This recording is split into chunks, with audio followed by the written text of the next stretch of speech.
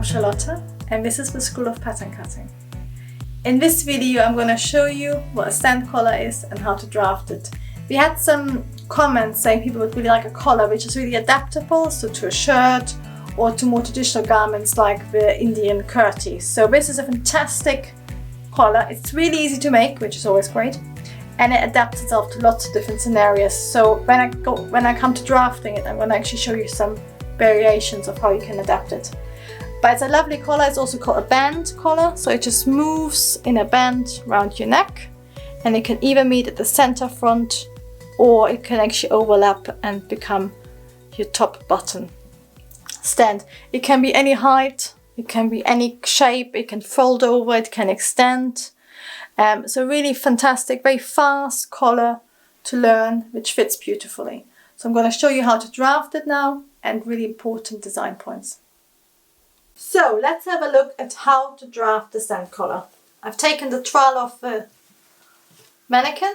I'm going to unpin it, and as you can see, it looks like this. So you've got quite a short stand which moves around, and then you got your button stand and it curves up, and as you can see it's sort of slightly shaped, sort of like a, but some people call it like, don't you call it banana as well, but it's like a slight shape which really fits nicely around your neck. And on the outside you shouldn't really see any stitching unless you top stitch it. And on the inside you've got like a line of stitching right near the edge which sits in that sort of gap, in that trench at the front. There's also some variations. So we've got this one which is meets at the center front. That's your basic stand collar, which you can use on shirts, you can use it on the Indian garments, the kurti, but you could also, for example, if here's a boy's shirt, and it's actually going to the center, past the center front, that's the whole button stand, and then it goes into a placket. So it's the same collar, but rather than being curved, it's square, and it goes the whole bit of a button stand rather than just to the center front. And then I got a third one. So you got one bit of pattern cutting knowledge, 3 variations of a collar, and you can actually do more. But that's what's great about pattern cutting. It's the skill. You can adapt to your needs over time. So this is a third one. This is a men's shirt, but I really like it. I think it's really clever because it's got a really narrow stand, which on one side you can see it's the width of the button stand, and it's very slightly curved, and it actually gets a bit narrower towards the front, and then at the back it's a bit higher. But then on the other side you got this sort of extension, really narrow with a little button. So it's very clever pattern cutting. So it's the same collar, you can use lots of different ways. You could also have, if you go back to our original one, for more variations, you could have this edge square, for example, or you could extend it and then put a bow on and make it into a pussy bow, which is really beautiful. Or if you have the tuxedo shirt, you would actually have a fold here, and then it folds down into a shape so it fits around your bow tie. So it's a fantastic collar for both men's and women's wear, formal and more casual attire, and you can apply it to classic British men's shirting for casual look, or you can apply it to the kurti, to Indian sort of traditional dress, and you have lots of variations. So it's a great collar to learn. The pattern is really quick, so I'm going to show you how to draft the whole pattern and then how to cut it out as well.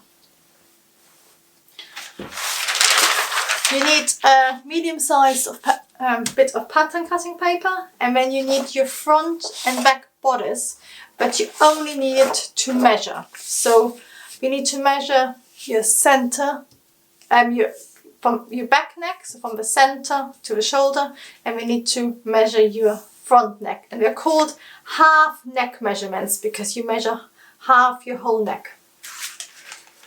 So I'm going to use my pattern master, and I'm actually going to do this my straight line, and then I move it round slowly. because I think that's actually more precise than a tape measure. So the back neck is 7.5, and then I'm just going to double check. It's always best, like with any skill-based thing, you measure twice before you do anything else, whether it's pattern cutting, building, design. So that's my back measured, so I don't need it anymore. And then I'm going to do the same as my front, and that's more curved, so just slowly move your pattern master around.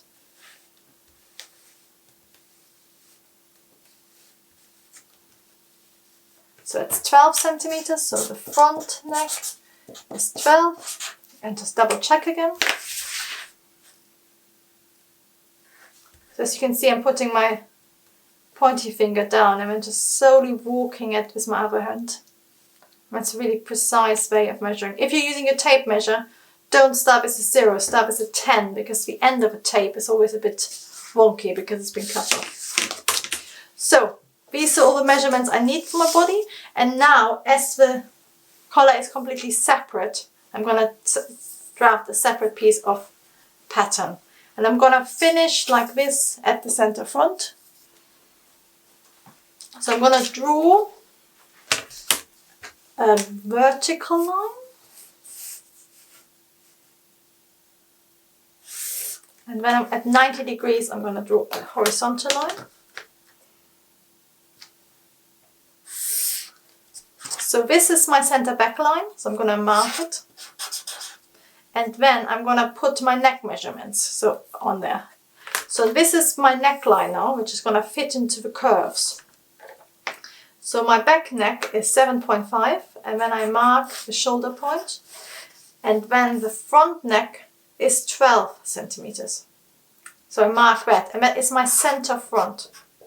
And I'm going to finish there, but you could extend it with a few button stand, which is 2 to 3 centimeters.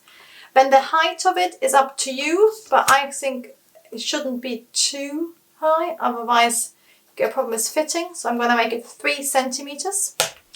And then you draw a parallel line, so you can use your pattern master for that. Or you just mark 3 centimeters at the front and draw a parallel line. So this is your stand collar. I'm now going to curve my front a bit. I use my pattern master. So you want to have quite a shallow curve, because if you have a really pointy curve, it's quite tricky to sew beautifully. That's right at your neck, so it has to be perfect because it's just below your face.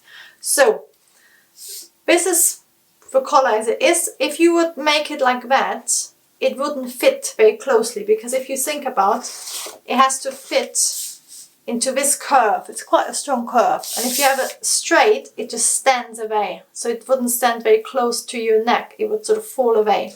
So what we're going to do, we're going to curve it slightly, which is going to give it a beautiful banana shape. So I'm going to cut it out and then shape it.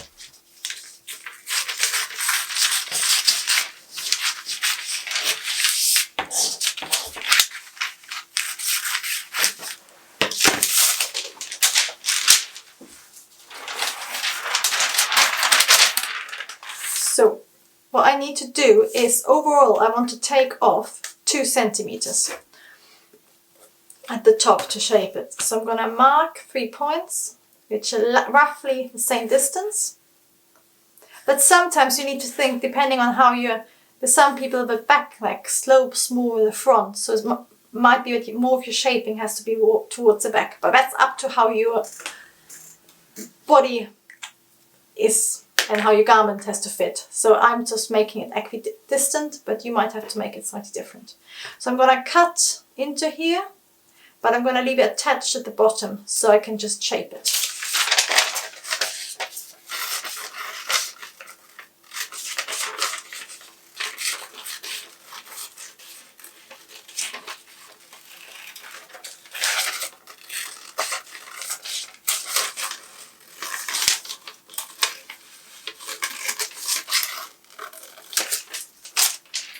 So I'm cutting it here, here and here. So now you can see I can shape it, but I actually want to make it smaller at the top. So I'm gonna mark tiny amounts. I'm gonna mark 0.4 on each, so 4 millimeters. But that really depends on how much you want it shaped. Start with a tiny amount, and then if it's still standing away too far from your neck, make it bigger. So for now I'm just going to put little bits of sellotape on, because as you might have noticed, there's no seam allowance, so I need to add seam allowance again. So you just stick it together.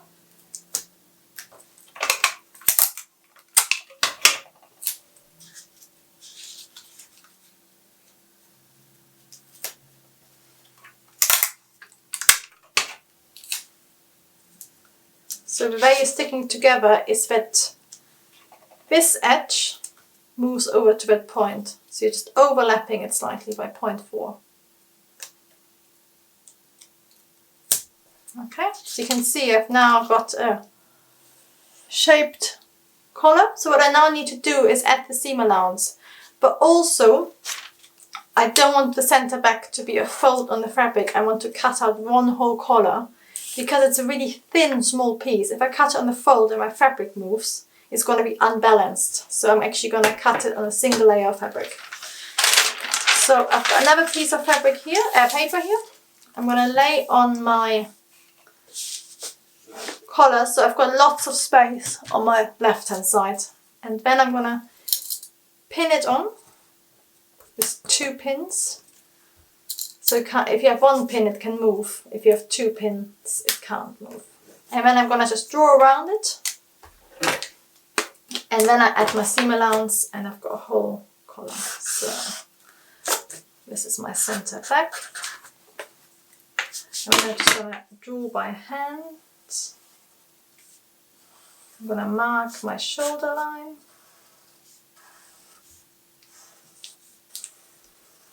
You can either draw by hand, or well, with a pencil it's going to be more precise. So this Sharpie pen you should never use if you're doing proper pattern cutting. So this is my collar, this is my shoulder point and my center front. So I'm now going to add 1 seam allowance all the way around.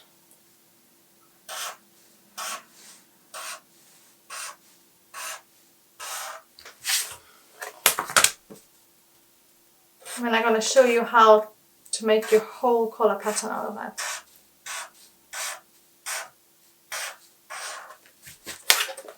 So use your curve or your straight. Let's use your curve.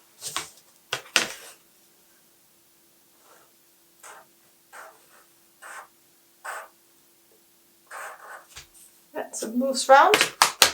And then this is my straight of grain, my center back. What I want to do now is fold it on my center back.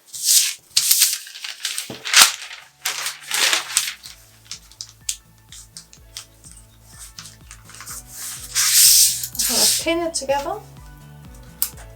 So again, use 2 pins so it can't move.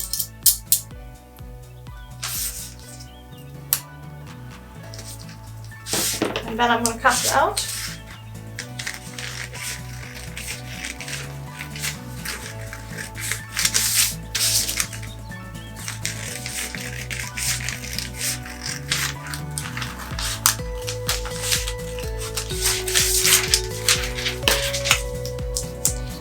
So this is your basic stand collar, ready to cut out on a single piece of fabric. Once you've made your first trial and made your adaptation, you would cut a top collar which is just 1 millimeter wider at the top but the same at the bottom, and then you're ready to make your sample. Thank you very much for watching and enjoy trying it out yourself.